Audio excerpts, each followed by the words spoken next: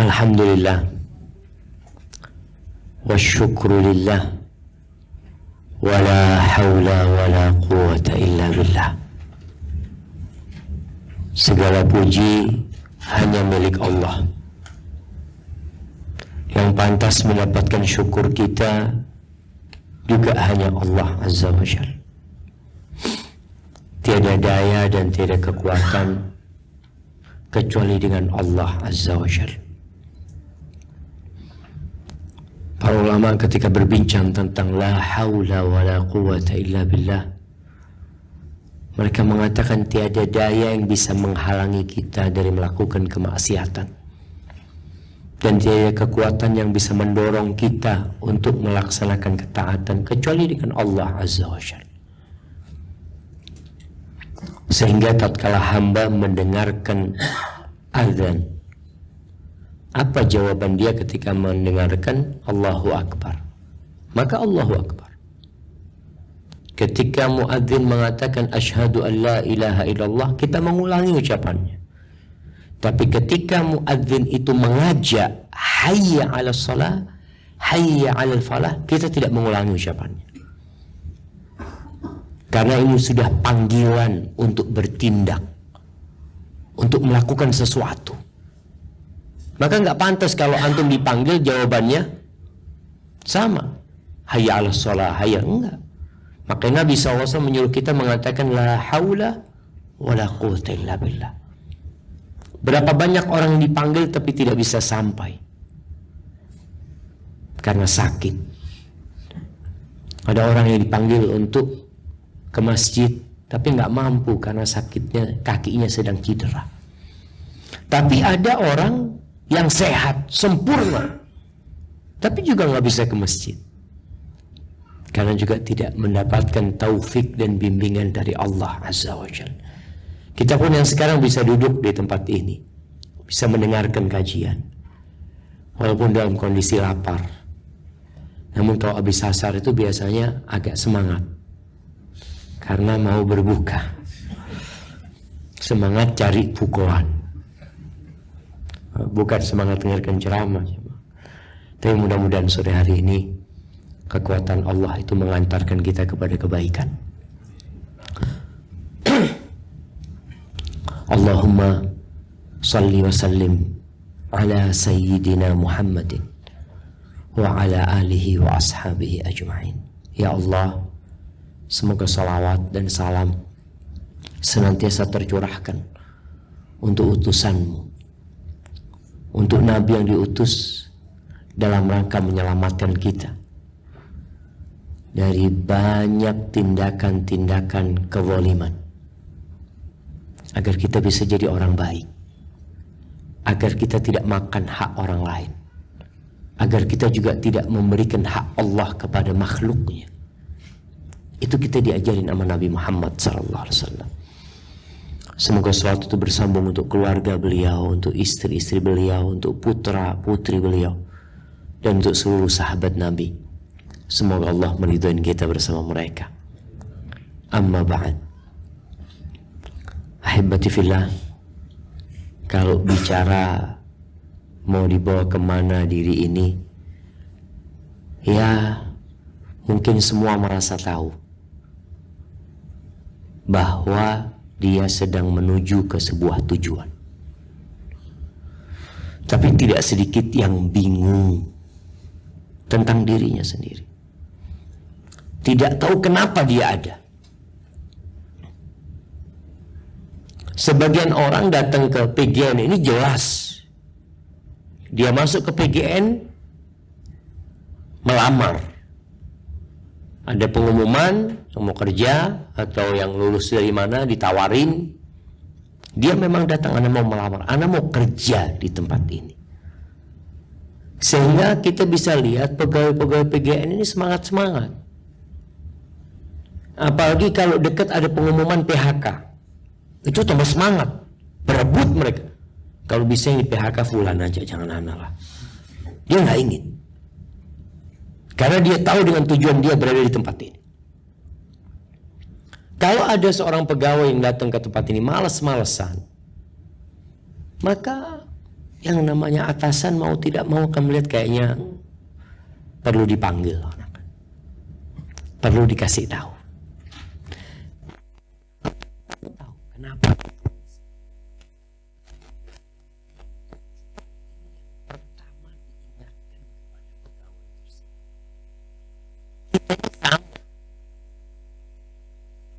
Kenapa kita ada? Untuk apa?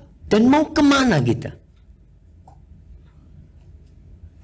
Tapi orang yang bingung bisa kita lihat. Kenapa di muka bumi ini ada manusia yang diperbudak oleh manusia? Ada manusia yang diperbudak oleh berhala.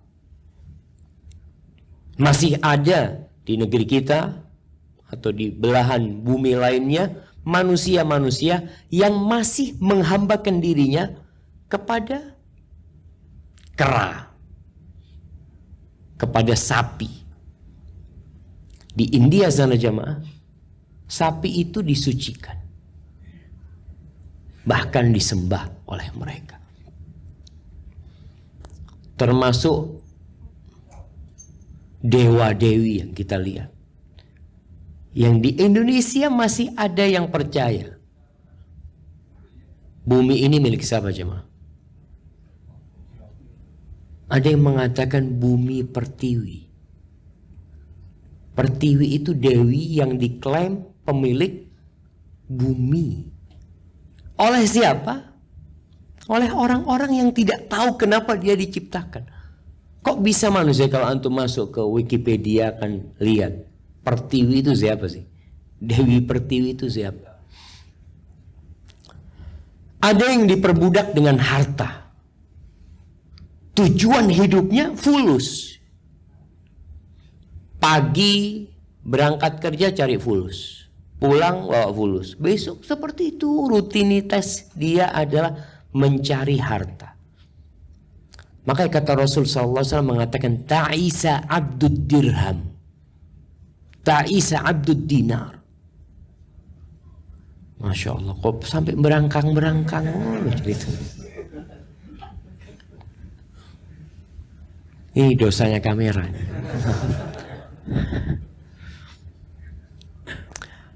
Kata Rasul SAW, celaka hambanya harta. Antum merasa nggak antum hambanya harta?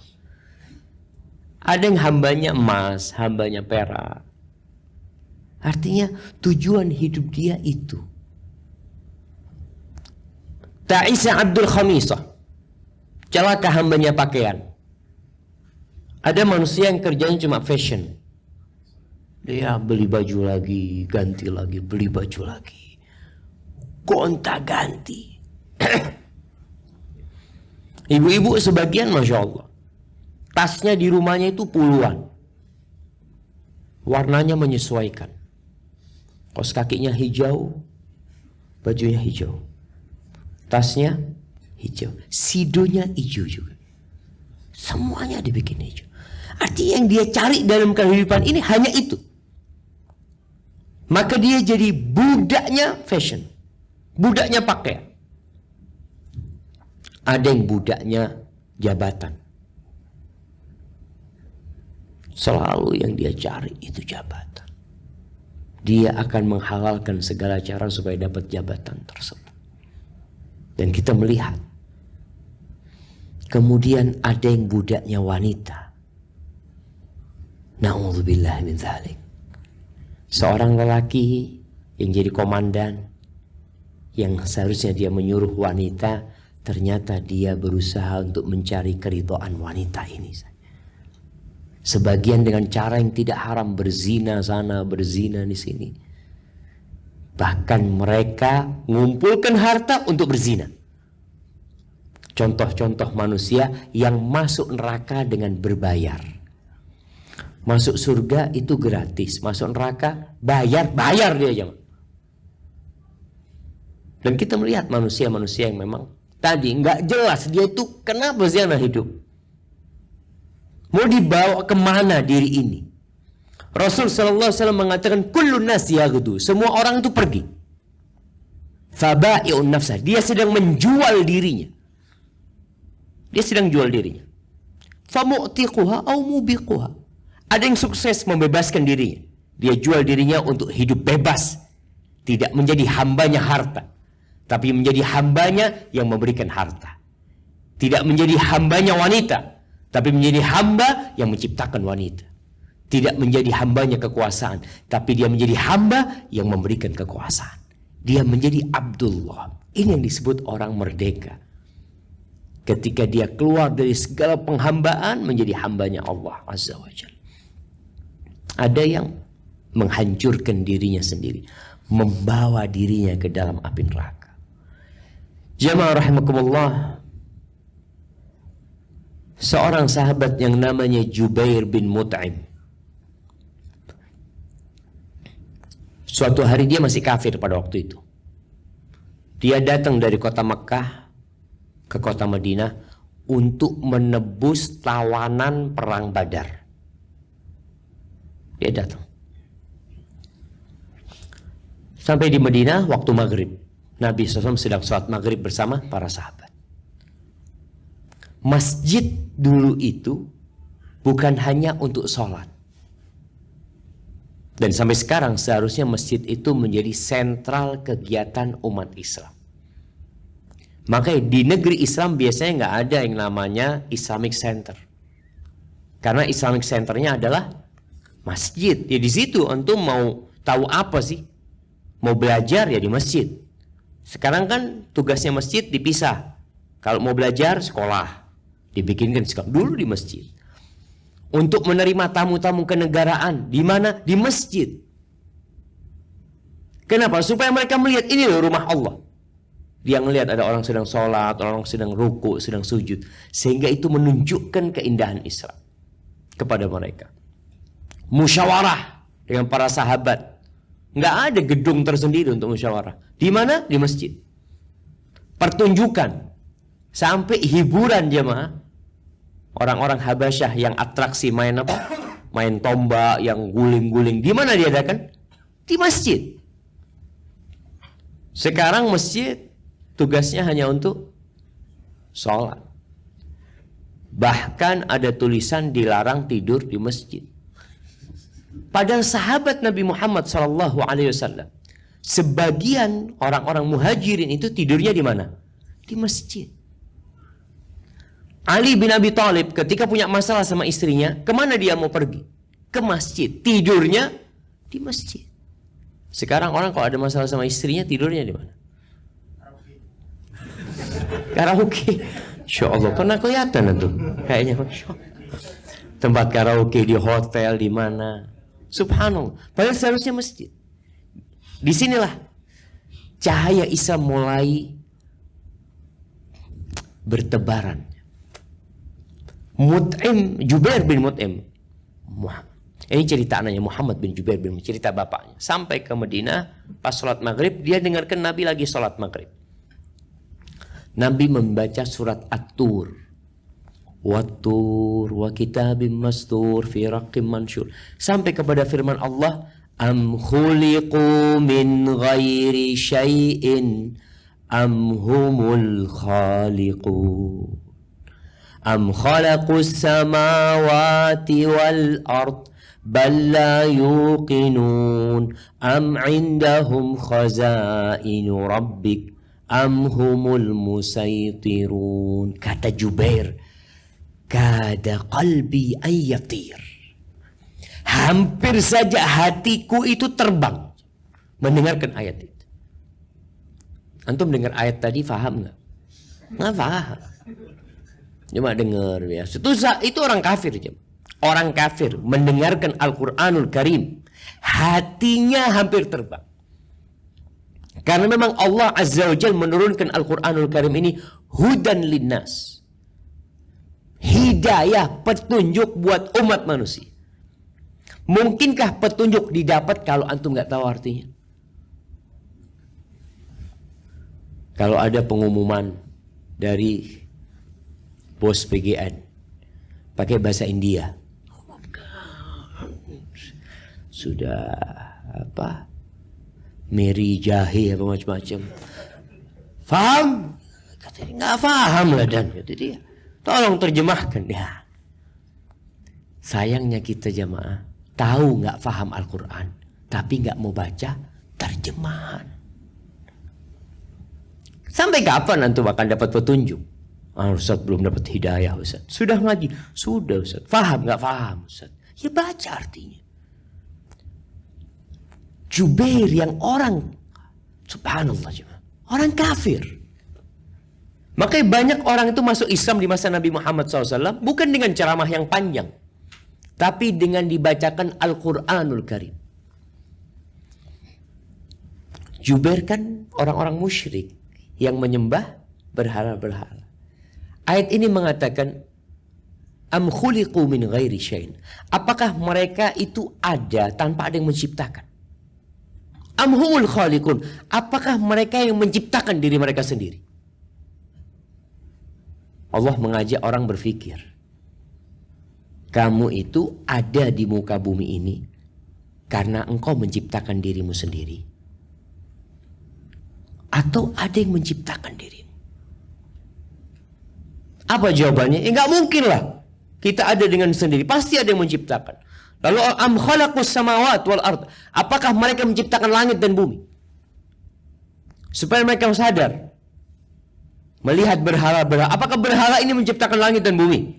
Enggak. Kenapa disembah? Makanya kita lihat kadang-kala orang kena musibah di laut, minta tolongnya sama siapa? Sama lautan. Dia potong kerbau, kepalanya dibawa ke laut. Gunung gempa, apa yang dilakukan? Minta keselamatan kepada gunung. Coba mikir, siapa yang menciptakan langit dan bumi? Bala yuqinun. Kata mereka nggak percaya kalau mereka menciptakan langit dan bumi. Tahu, mereka sadar. Am indahum khazain rabbik. Apakah mereka yang memiliki perbendaharaan Allah Azza wa Jalla, sehingga bisa bagi rizki? Mereka yang menguasai? Nggak ada. Coba. Berapa banyak orang yang keluar dari rumahnya berharapkan rizki, pulang mati. Bukan rizki yang dia bawa. Maka jamaah rahimakumullah, setelah mendengarkan ayat ini, itu awal cahaya Islam masuk ke hatinya Jubair bin Mut'im. Dan akhirnya dia masuk Islam. Di bulan Ramadan ini, supaya kita dapat hidayah, baca Al-Quran. Supaya tahu anak ini mau kemana. Oke lah, 11 bulan antum mungkin sibuk cari dunia. Apa nggak sempat di bulan Ramadan, bulan diturunnya Al-Quranul Karim, kita kembali mengkoreksi diri kita. Kita kembali menata ulang hidup kita. Ada seorang yang cerita sama ana, dia pernah punya masalah. Orang Pertamina. Dia difitnah, akhirnya sampai dia mau dipenjara, macam-macam. Tapi akhirnya selamat dia, setelah hartanya semua habis. Kemudian dia berkata kepada ana, sempat baca buku. Judul buku itu Redesign Your Life. Ana baca, iya berarti memang harus tata ulang hidup ana. Oke, itu buku mungkin yang nulis bukan muslim. Allah turunkan buku, Allah turunkan Al-Quranul Karim. Kitab ini hudan lil muttaqin, petunjuk buat orang-orang yang bertakwa. Kalau antum ingin mendesain ulang hidupmu, baca Quran. Ana pernah berjumpa lagi dengan seorang yang ana heran. Ketika ana di pesantren, ana lihat dia orang kampung, tiap hari sholat ke masjid. Tiap hari ke masjid. Suatu hari ana tanya, bang, abang ini kok nggak kayak jamaah yang lain ke masjid cuma hari Jumat.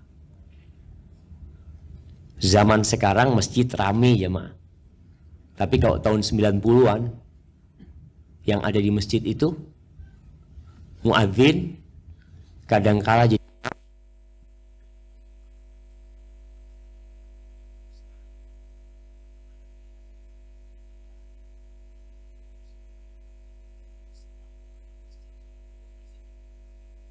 itu yang ada kadang-kala dilihat kok nggak ada yang datang sudah.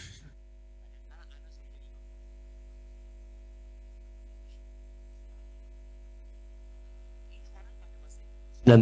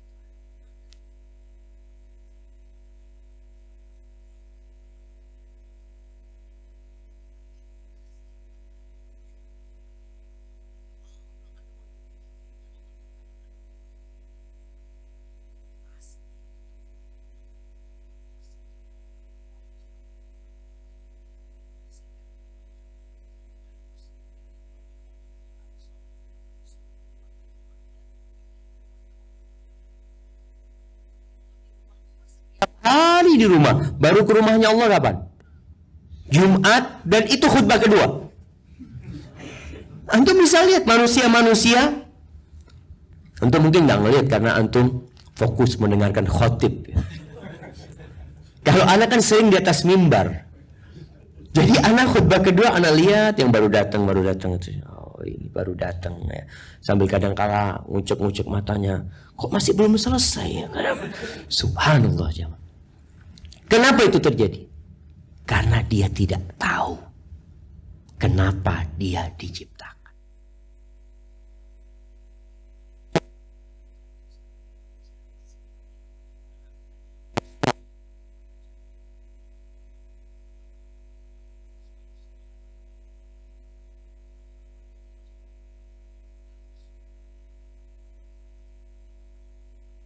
Cukup dibacakan Al-Quran, antum sudah bisa ambil hidayah dari sana.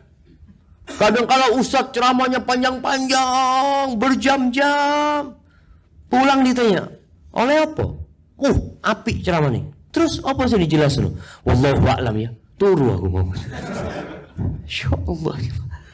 Soalnya anda lihat sebagian sudah mulai merah matanya. Insya Allah. Baik jemaah. Dalam Al-Quran ada sebuah surat namanya Al-Insan.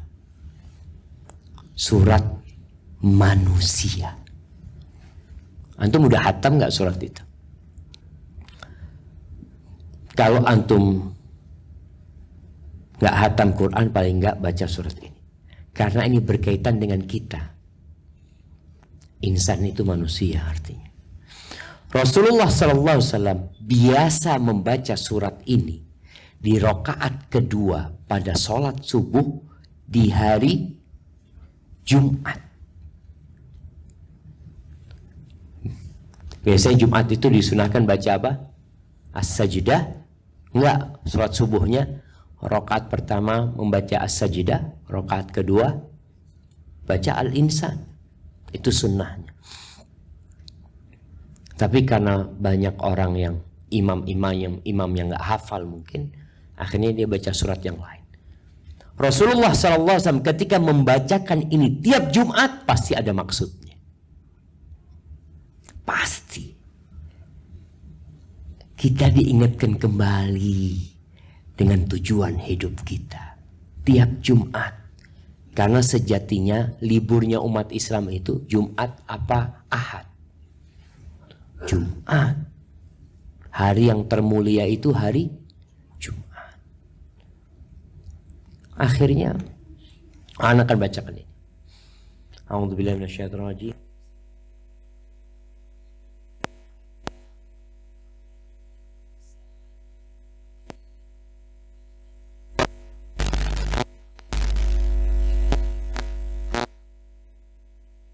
Kata Allah, bukankah pernah datang waktu dari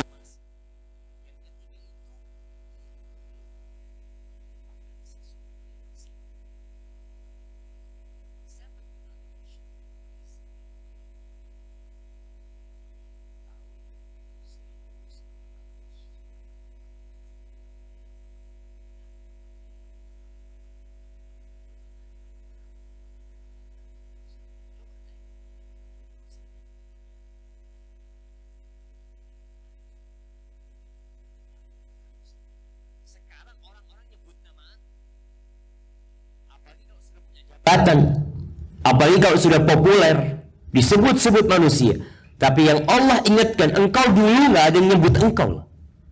Kemana engkau dulu? Nggak ada. Maka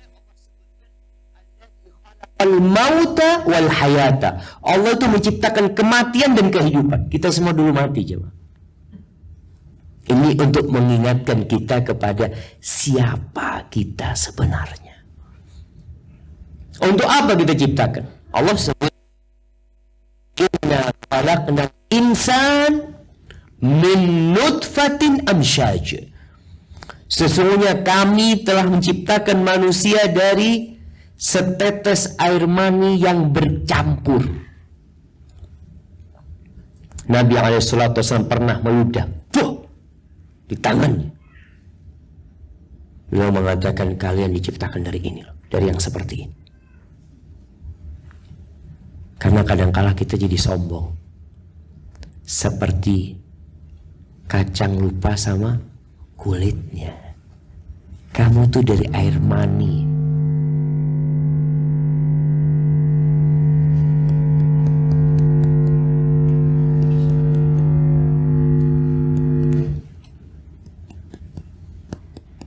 Nah, mati. Alhamdulillah jemaah. Min nutfatin amsyad, dari mani yang bercampur, yang dibuang-buang. Min ma'in mahin, dari air yang hina. Masya Allah.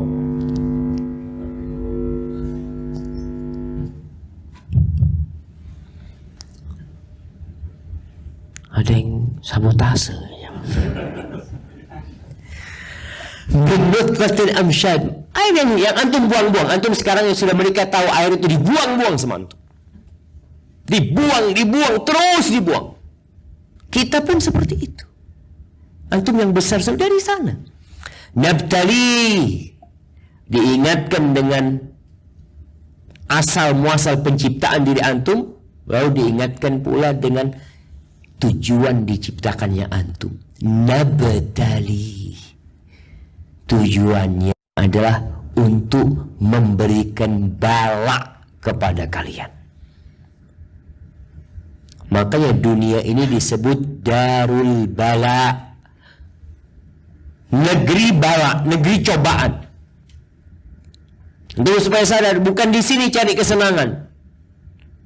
Orang kalau cari kesenangan di sini, akhirnya waktu orang-orang bersenang-senang, dia nggak bisa bersenang-senang. Udah habis kesenangannya di dunia, waktunya udah habis. Faja'alnahu sami'an basira. Kata Allah, kemudian kami jadikan manusia itu bisa mendengar dan bisa melihat. Karena ini dua panca indera, dua indera kita yang bisa digunakan untuk mendapatkan hidayah. Mendengar.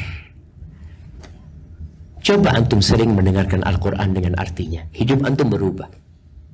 Rasakan. Ada orang yang tiap hari yang didengar itu berita. Sampai rumah pegang remote, setel sudah. Sampai berita kira-kira berapa jam ya, Pak? 1 jam? Kira-kira setelah menonton berita dengan matanya dan mendengar berita dengan telinganya, dia dapat apa? Kadangkala loro hati, sakit hati habis lihat berita. Kapan dia akan dapat petunjuk? Kalau yang didengar itu adalah petunjuk. Tontonan di televisi kita lihat,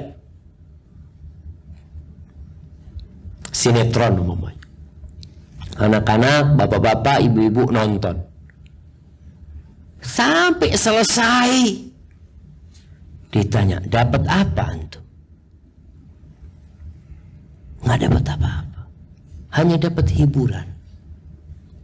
Kadangkala sebagian orang itu nonton sampai nangis-nangis jamaah. Suami tanya sama istrinya, "Dik, apa nangis?" Kata dia. "Enggak, ini mas." "Ya Allah," kata saya, "anti ini dibohongi," kata dia. "Ini film bohong," kata dia. Masya Allah.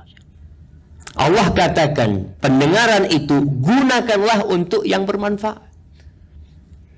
Inna sam'a wal basara wal fuada kullu ulaika kana anhu mas'ul. Akan ditanya antum nanti. Lalu Allah katakan, inna hadainahu sabila imma syakiran wa imma kafura. Tapi hidup ini bebas memilih. Antum mau nonton apa itu bebas. Antum mau sholat gak sholat bebas. Allah mengatakan kami telah memberikan petunjuk kepadanya. Terserah dia, imma syakiran wa imma kafura. Dia mau jadi hamba yang bersyukur atau dia mau jadi hamba yang kufur. Di ayat lain Allah mengatakan faman syaa falyu'min wa man syaa falyakfur.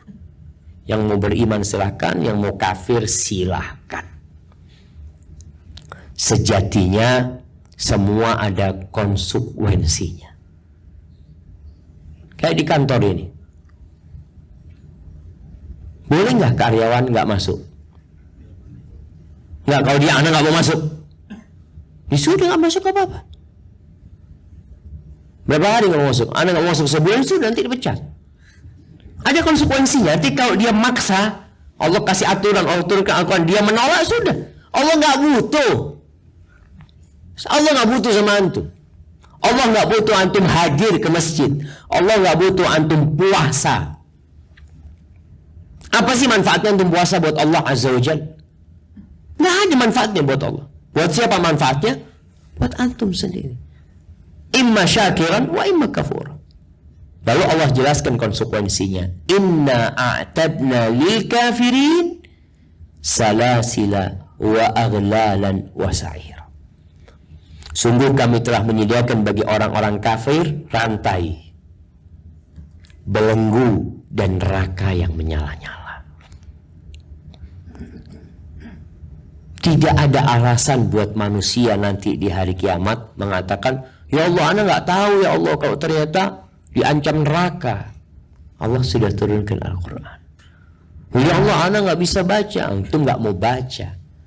Makanya di dalam agama Allah itu, kalau ada orang yang tidak faham dengan ucapan, ada orang idiot, maaf, yang nggak faham omongan orang, atau yang memang dia tidak bisa melihat, dia tidak bisa mendengar, nggak pernah dia mendengarkan nasihat-nasihat, ayat-ayat dibacakan, dia pada hari kiamat punya alasan mengatakan, ya Allah, ma ja'ana min nadhir, nggak ada peringatanmu yang datang kepadaku ya Allah.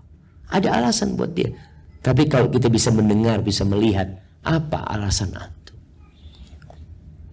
Di bulan Ramadan ini, coba antum tanyakan sama diri antum, berapa jam antum mendengarkan Al-Quran? Dan berapa jam mendengarkan hal-hal yang tidak bermanfaat? Itu bicara pendengaran. Baik, mata. Tanya lagi antum, berapa jam antum melihat, membaca Al-Quranul Karim? Dan berapa jam antum melihat, membaca berita-berita yang tidak berguna?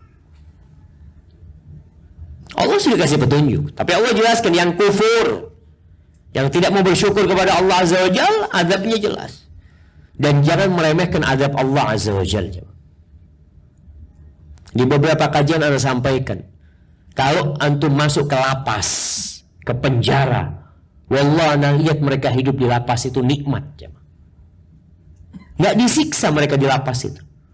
Apakah antum melihat di lapas itu orang dipukulin tiap pagi, sore dipukulin gitu ya?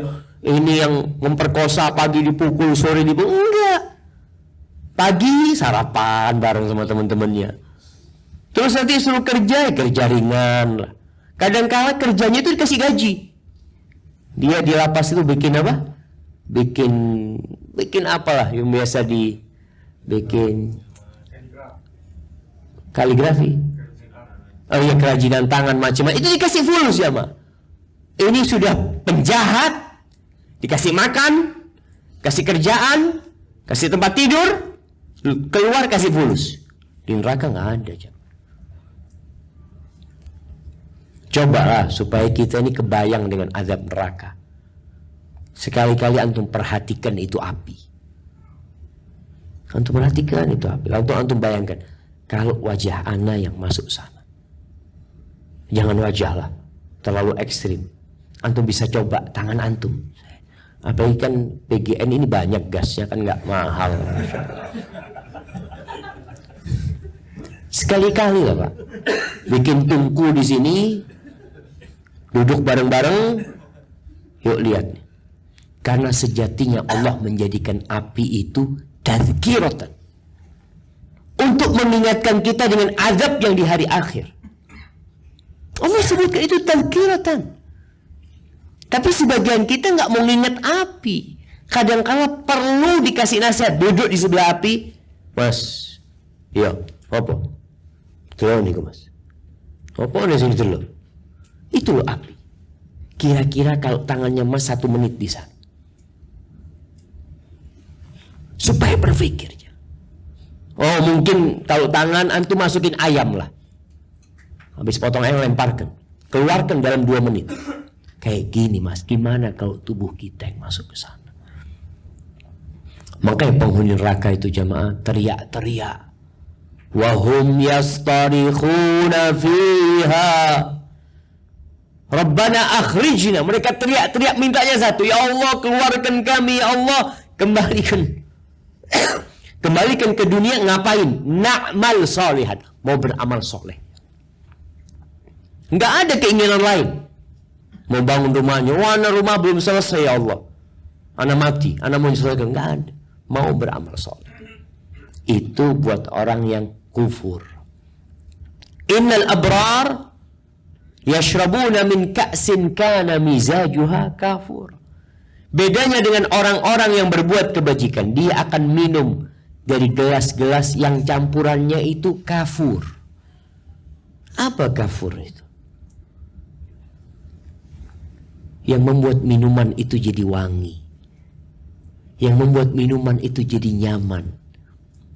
Antum kalau lihat air di Indonesia ini macam-macam.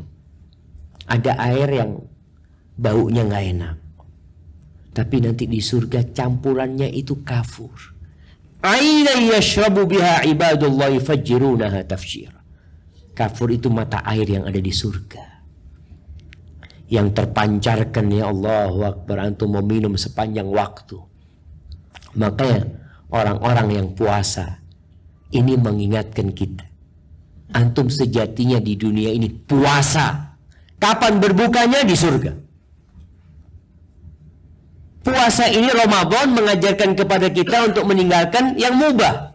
Antum diajari untuk meninggalkan makan dan minum, tinggalkan istrinya. Sejatinya kita semua sedang mendapatkan pembelajaran, training. Antum ini harus puasa sampai mati. Tapi bukan puasa makan dan minum. Puasa dari makan yang haram, dari minum yang haram, dari syahwat-syahwat yang haram. Lalu Allah sebutkan, siapa sih orang-orang yang berbuat amal kebajikan yang pantas masuk surga? Allah mengatakan yufuna bin nadhr. Sifat yang pertama orang ini, mereka adalah orang-orang yang menepati nazarnya. Nazar itu boleh nggak jemaah? Boleh asalkan tidak maksiat. Saya nazar kalau saya sukses, saya nggak akan assalamualaikum sama kamu. Itu nazar dosa, haram hukumnya. Nazar kebaikan itu boleh, tapi makruh, dibenci. Kenapa? Karena nazar ini diambil atau dikeluarkan dari orang yang bakhil. Kalau anak saya lulus, saya akan berangkat umroh. Kalau nggak lulus, nggak berangkat umroh jemaah. Nunggu lulus. Berarti kan dia memang pelit. Tapi kalau sudah antum bernazar, wajib antum menepati nazar antum. Itu sifat yang pertama. Yang kedua, wa yakhafuna yawman kana syarruhu mustatir. Mereka itu takut akan suatu hari yang azabnya merata di mana-mana. Takut jemaah. Subhanallah ya. Bagaimana ketakutan kita kalau ada gempa? Kira-kira gempanya 5 menit. Berkekuatan 7 skala Richter. Apa yang antum akan lakukan? Delosor, lari, nabrak sana, nggak mikir. Yang penting ingin selamat. Itu karena ada rasa takut di diri kita.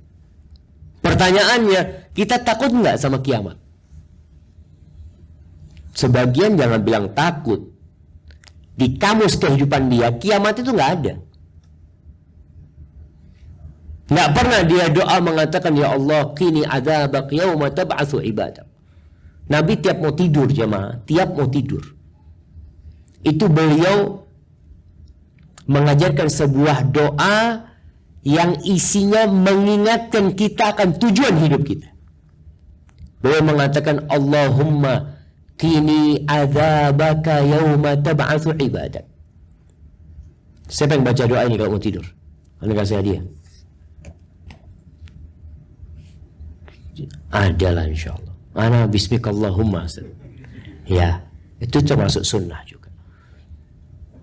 Itu pun mengingatkan kita. Bismikallahumma ahyu bismika amut. Ya Allah, aku mati dengan namamu, aku hidup dengan namamu. Ya Allah. Sedangkan doa tadi mengatakan, ya Allah, selamatkan aku dari azabmu pada hari engkau membangkitkan hamba-hamba.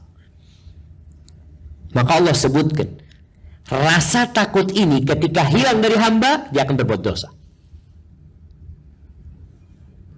Kita kadang-kala takut sama manusia. Antum lihatlah yang namanya pencuri biasanya. Dia itu tidak akan melakukan pencurian kalau ada manusia yang melihatnya. Dia akan tunggu sampai merasa aman. Perasaan aman inilah yang membuat dia melakukan pencurian. Tapi kalau takut nggak berani dia mencuri. Kadang-kala nggak jadi. Dia batalkan. Dia datang mencuri, oh ada orangnya. Pulang dia. Begitu pula kita, tatkala rasa takut itu hilang dari diri kita, maka kita akan melakukan dosa, melakukan kemaksiatan. Hendaklah kita minta sama Allah rasa takut.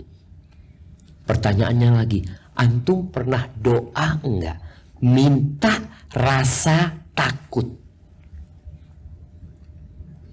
Doa kita selalu urusan dunia aja, mah. Ya Allah, mudah-mudahan THR turun segera, ya Allah. THR udah turun? Hah? Oh, sudah, makanya nggak ada doanya. Doanya berhenti, turun berhenti sudah.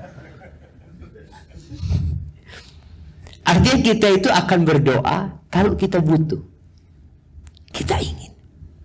Rasulullah SAW berdoa mengatakan, Allahumma inni as'aluka khasyataka fil ghaibi wasyahada. Ya Allah, aku memohon kepadamu rasa takut kepadamu ketika sendirian dan ketika banyak orang. Itu dipinta. Tanpa rasa takut jemaah, kita akan korupsi. Korupsi waktu, korupsi duit. Na'udzubillah, kita akan berzina. Kita akan makan riba. Kita akan makan hak orang lain.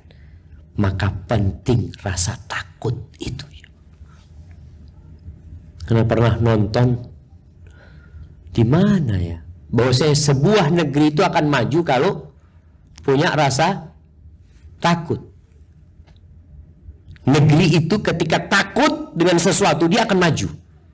Karena dia akan mempersiapkan diri untuk menghadapi yang dia takuti. Sampai itu pembicara mengatakan, kalau di Indonesia ini apa yang ditakutin? Tuhan nggak ditakutin di sini. Sehingga yang namanya dosa-dosa merajalela di mana-mana. Tidak punya rasa takut kepada Allah Azza wa Jalla.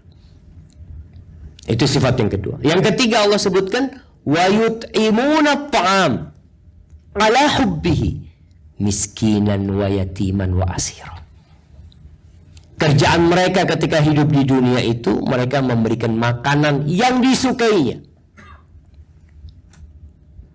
Ada orang yang ngasih makanan karena sudah rusak. Dilihat, aduh ini sudah mau bau ini, bagikan sudah. Bagikan. Waktu enak nggak dibagikan. Allah menyebutkan ini orang tidak. Dia berbagi sesuatu yang dia cintai. Ini untuk membuktikan kalau dia bukan budaknya makanan. Dia bukan budaknya harta. Dia bukan budaknya pekerjaan. Wallahi subhanallah. Anda masih ingat cerita seorang teman ketika ada seorang chef di sebuah hotel bintang 5. Antum tahu lah yang dimasak macam-macam. Ketika dia masak, datang manajernya. Dia nggak masak yang haram. Yang haram-haram dia nggak pakai. Ketika dia masak, ditegur sama manajernya. Kamu kenapa nggak pakai itu? Apa jawab dia? Saya muslim, Pak. Saya muslim. Untuk menunjukkan saya mau dipecat-pecat, Pak. Saya bukan budaknya pekerjaan ini. Saya punya Tuhan yang menciptakan saya, yang saya harus taat kepada. Dia mau dipecat-pecat. Subhanallah, dia mengatakan ana muslim. Ini orang yang cinta dengan hartanya kadang-kadang sulit untuk berbagi. Bahkan orang-orang kafir itu kalau disuruh berbagi, apa kata mereka? Anut'imu man law yasha'ullah at'ama. Kenapa kita disuruh ngasih makan yang kalau Allah mau kasih makan, Allah kasih sama dia? Ini kan aku yang kerja. Kenapa aku harus berbagi sama dia? Antum lihat bulan Ramadan ini bulan berbagi. Berapa hasil kerja antum yang antum bagikan? Selain zakat, yang wajib itu kan zakat. Ini levelnya sudah bukan bicara yang wajib, tapi dia sudah berbagi kepada orang dengan amalan-amalan yang sunnah. Coba jamaah, tetangga-tetangga kita antum lihat.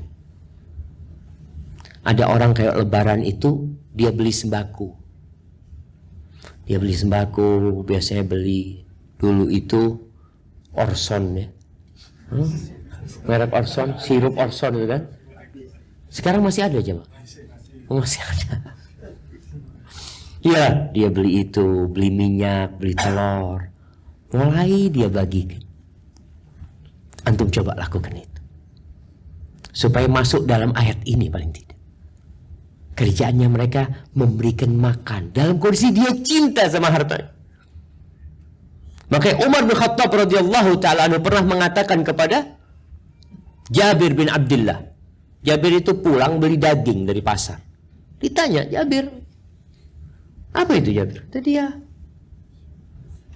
daging. Aku beli 1 dirham. Buat istri sama anak-anak di rumah, kata dia. Apa kata Umar bin Khattab? Awa kullama ishtaha ahadukum syai'an ishtara. Apakah setiap engkau menginginkan sesuatu, engkau itu harus beli?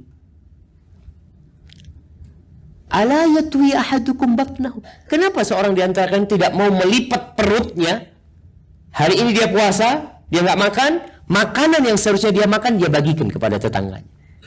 Dia bagikan kepada orang lain. Karena tidak ada istilah saya belum kaya Ustaz untuk berbagi. Tidak, jamaah. Kita harus melatih diri kita berbagi itu, khususnya di Ramadan ini.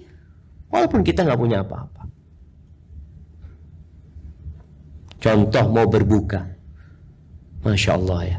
Di Madinah itu, waktu anak kuliah, kalau mau berbuka itu, rumah kita diketuk pintunya sama tetangga-tetangga. Nanti kalau nggak dibukain, digantung di pintu makanan. Dibagi. Karena mereka tahu kita mahasiswa lah. Mahasiswa mafi fulus ya. Tetangga-tetangga yang orang Arab itu biasanya bagi-bagi tuh di pintunya mahasiswa, Masya Allah. Kadangkala malam lebaran zakat fitrah atau zakatul fitr itu numpuk di depan pintu jemaah. Anak lihat siapa yang ngasih? Ada orang-orang yang berbagi. Antum lakukanlah. Yang kita bisa lakukan, kita berbagi. Waktu berbuka, alhamdulillah lihat makanan banyak, bungkusin sebagian. Ngomong sama istrinya, yang ini dibungkus sajalah. Kasih. Anda lihat ada tukang becak di sana, puasa kayaknya, kirimkan ke sana. Sudah, antum cukup apa? Kurma sama air. Bismillah. Udah cukup. Kata Umar bin Khattab, ala yatwi ahadukum batna. Kenapa nggak dilipat perutnya? Kita perlu melipat perut kita, jemaah. Ini bahasa Umar, ini bahasa yang keren sekali, jemaah. Orang kalau kurus itu perutnya melipat. Jadi kecil-kecil lipetannya itu. Bagi-bagilah, Pak. Miskinan antum bagikan kepada orang-orang miskin. Wa yatiman. Allah sebutkan anak-anak yatim.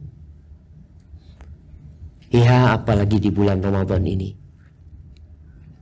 Ana bisa merasakan anak-anak ana 6 punya bapak, punya ibu. Apa yang dia butuhkan lebaran terpenuhi. Tapi anak-anak yatim itu, siapa yang memenuhi kebutuhan dia? Dia ingin memanggil ayah, nggak ada ayah mereka. Bapak nggak punya bapak mereka. Akhirnya mereka harus menanti apa? Ya Allah, anak kalau melihat anak-anak yatim itu ya, melihat wajah mereka, kasihan. Nih kesempatan antum untuk melembutkan hati. Berbagi makanan bukan hanya kepada satu jenis manusia, bukan hanya kepada orang miskin, tapi anak yatim pun kita cari, kita bagiin makanan. Wa asira, asir ini orang-orang yang ditawan. Jadi bagaimana Islam memerintahkan kita berbicara, memerintahkan kita berbuat baik kepada tawanan. Tawanan perang itu kadang-kala dalam masa itu non-muslim, orang kafir, tetap berbagi dengan mereka. Ini kesian orang ditawan. Kadang-kala makanannya apa adanya. Kita punya makanan lebih, berikan kepada mereka.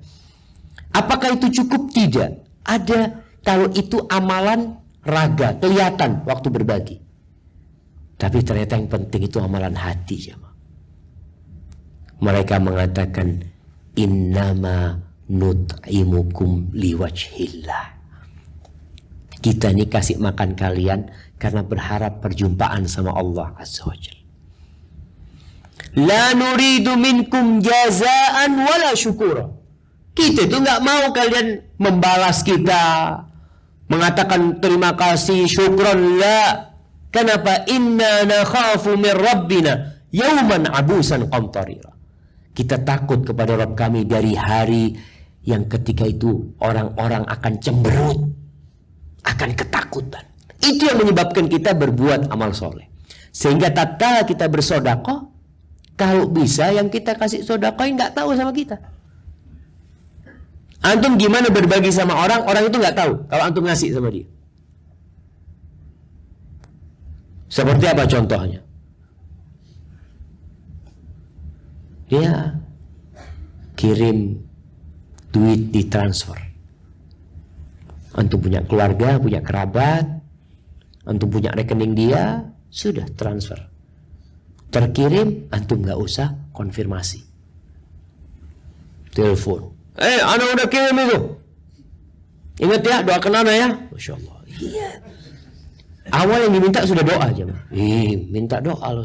Boleh minta doa sama orang. Tapi kalau kita sembunyikan amalan kita, itu akan lebih terjaga. Masya Allah jemaah. Ana ingat di Jember tahun lalu itu. Kadang-kala ada orang yang kirim buah-buahan ke kampus kita. Buah-buahan banyak. Anak tanya dari siapa? Gak tahu. Ada orang-orang yang kirim. Antum kirim ke pesantren kemana? Alhamdulillah sekarang jasa pengiriman itu mudah. Mudah sekali. Antum ambil ojek online atau apa, ada yang bagian kirim itu, antum kirim ke sana. Itu ojek gak kenal sama antum gak kenal sama dia. Ketika dia sampai ke ngirim itu, dari siapa? Gak tahu ya siapa tadi itu orangnya. Ada yang ngasih. Katanya anak suruh antar ke sini. Itu akan lebih menjaga keikhlasan kita. Allah mengatakan fawaqahumullah syarra dzalikal yaum wa laqahum nadratan wa surura. Maka Allah Azza wa Jalla melindungi mereka, menyelamatkan mereka dari kejahatan hari itu. Kejahatan hari kiamat jemaah. Bentar lagi kita akan baca surat Al-Infitar.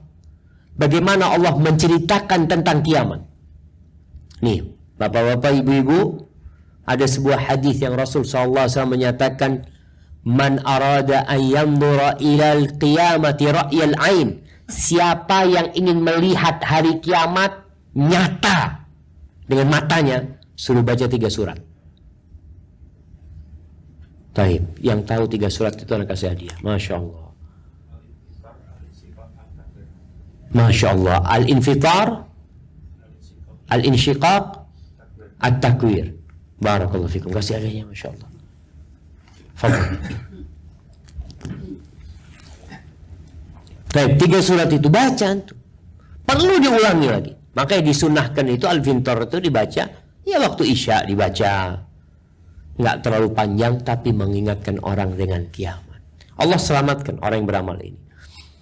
Fawaqahumullah syarra dzalikal yaum wa laqahum nadratan wa surura wa jazahum bima sabaru jannatan wa harira. Dan Allah memberikan balasan itu kepada mereka dengan apa sebenarnya? Dengan kesabaran mereka. Jemaah, amalan-amalan tadi yang kita sebutkan itu mudah dijelaskan dengan lisan. Tapi ngamalkannya perlu kesabaran. Gimana antum fulus, capek bekerja, terus suruh kasihkan orang lain? Ini perlu perjuangan dari kita. Baik, antum lanjutkan nanti baca surat Al-Insan. Kita masuk ke surat Al-Infitar. Baik. Anda minta ada satu yang baca. Jemaah bisa dibuka di HP-nya surat Al-Infitar ini supaya kita mendengar dan melihat. Kalau ngurungokno tok ngantuk jemaah. Nah, fadhol dibacakan surat Al-Infitar.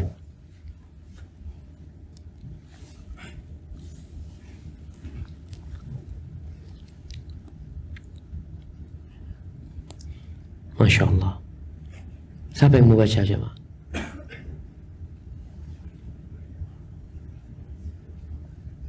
Fadhol Ustaz.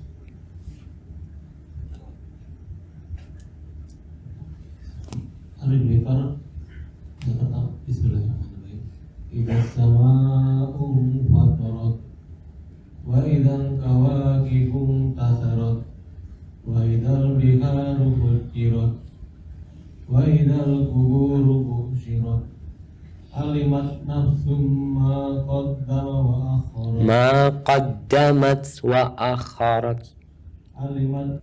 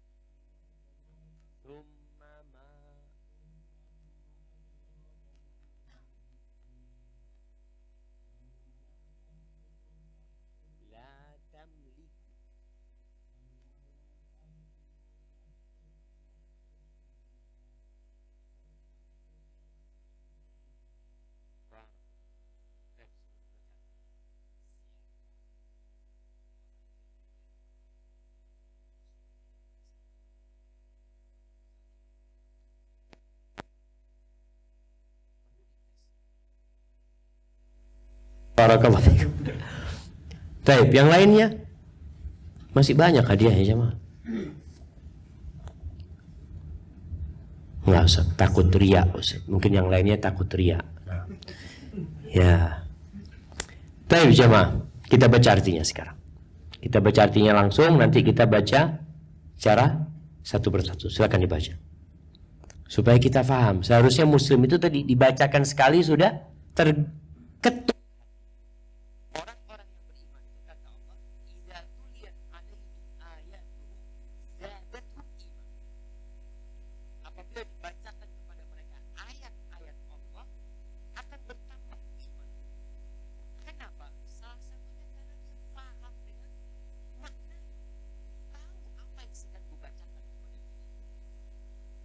Kita acara pernikahan dibacakan ayat-ayat dia khusyuk gitu. Tanya, paham? Ya enggak sih, cuma enggak enak aja. Terpaksa pura-pura khusyuk gitu kan. Nah, silahkan dibaca arti. Apabila langit terbelah dan apabila bintang-bintang jatuh berserakan dan apabila lautan menjadikan meluap dan apabila kuburan-kuburan dibongkar. Lihat nih, Allah menceritakan tentang langit yang begitu kokoh ini akan terbelah. Kalau antum lihat bumi ini dibandingkan dengan langit, seberapa besar sih bumi ini? Wallahi jemaah, kecil sekali.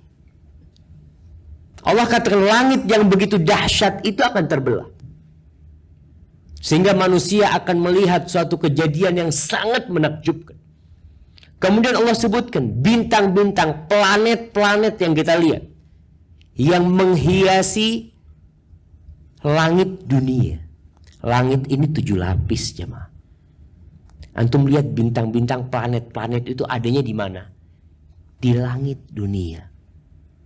Itu nanti akan jatuh berserakan. Apa yang akan terjadi dengan bumi ini? Jangan ditanya.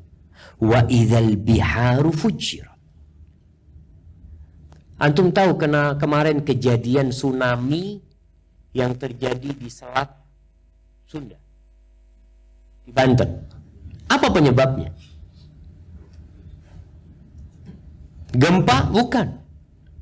Penyebabnya longsornya Anak Gunung Krakatau. Longsor menyebabkan airnya meluap. Gimana kalau yang jatuh itu bintang ke lautan? Kira-kira air laut itu akan kemana? Maka di sini Allah sebutkan wa idzal biharu fujirat. Akan meluap air laut itu. Ya Allah, itu aja menyebabkan berapa orang yang mati. Gimana kalau banyak bintang-bintang yang berjatuhan dan kita tahu 2/3 bumi ini lautan. Wa idzal quburu bu'thirat. Dan apabila kuburan-kuburan dibongkar. Jadi 3 ayat pertama ini menceritakan sebelum atau itu proses kiamat, sebelum dibangkitkannya manusia. Akan terjadi kiamat. Ayat yang keempat ini alam akhirat sudah. Ketika manusia dibangkitkan dari kuburnya. Keluar dari kuburnya mereka. Bagaimana posisi kita ketika keluar dari kubur kita? Telanjang. Kita sekarang pakai baju. Kita bawa aksesoris kita. Ada yang pakai jam, ada yang pakai cincin,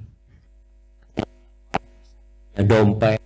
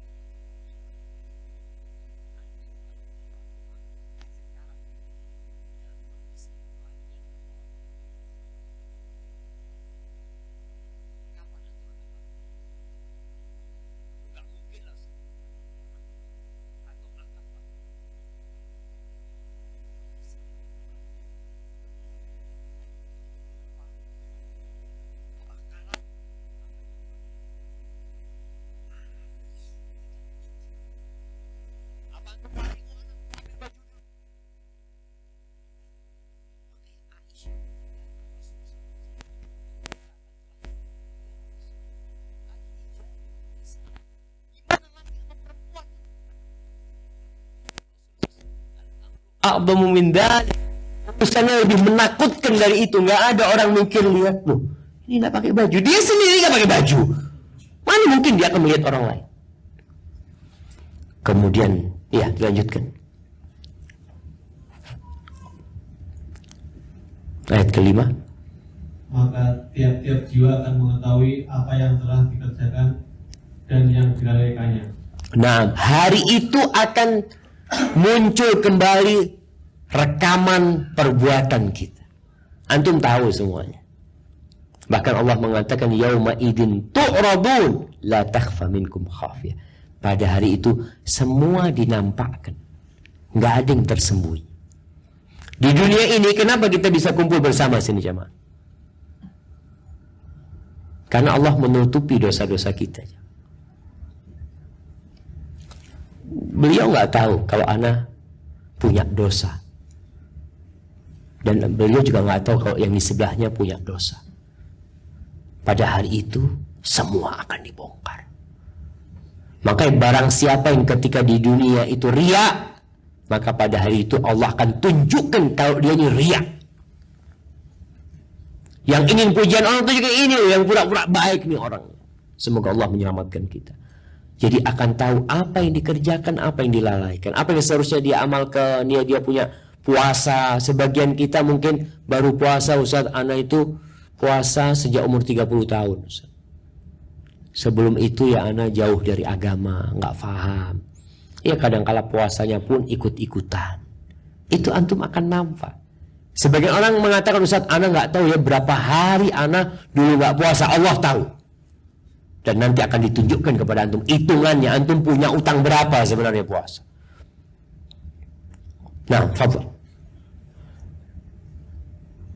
Hai manusia, apakah yang telah memperdayakan kamu berbuat durhaka terhadap Tuhanmu yang Maha Pemurah, yang telah menciptakan kamu lalu menyempurnakan kejadianmu dan menjadikan susunan tubuhmu seimbang dalam bentuk apa saja dan dia hendaki dia menyusun tubuhmu. Masya Allah. Ini Allah panggil kita, ya ayyuhal insan. Wahai insan, wahai manusia.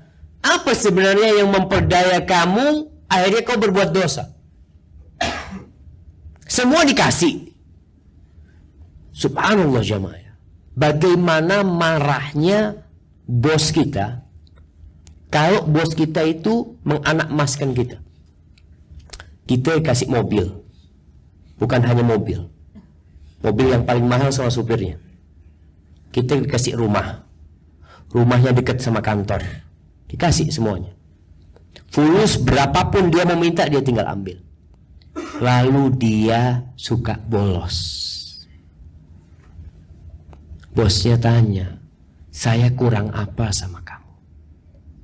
Rumah saya kasih. Mobil saya kasih. Supir saya kasih. Gaji paling besar aku berikan kepada. Yang Allah berikan kepada kita jauh lebih nikmat daripada yang bos-bos berikan kepada anak buahnya. Dan sejatinya kantor manapun, perusahaan manapun, mereka itu memanfaatkan kita. Antum ini dimanfaatkan oleh PGN. Karena antum punya dua kaki. Karena antum punya dua tangan. Karena antum punya dua mata. Pertanyaannya, kalau mata antum buta karena kecelakaan, kalau kaki antum tidak bisa dipakai berjalan, kira-kira antum masih dipakai oleh PGN? Antum akan dirumahkan. Mereka itu pakai fasilitas Allah. Nggak ada kantor ngasih anak buahnya kaki, tangan, nggak ada. Maka yang sejatinya kalau antum berpikir, orang yang bekerja, khususnya yang jadi tukang bangunan, jemaah, seharusnya gaji dia itu paling besar. Tenaganya paling besar, kakinya, tangannya dia gunakan. Masa digaji sedikit? Tapi kadang-kala kita lupa. Maka di sini Allah ingatkan manusia. Ya ayyuhal insan, ma gharraka birabbikal karim. Apa yang menyebabkan kau terus berbuat dosa, lupa dengan azab Allah Azza wa Jalla? Paling tidak malulah. Kita itu malu berbuat dosa kalau ada orang. Malu kita. Apalagi kalau yang melihat itu adalah atasan kita.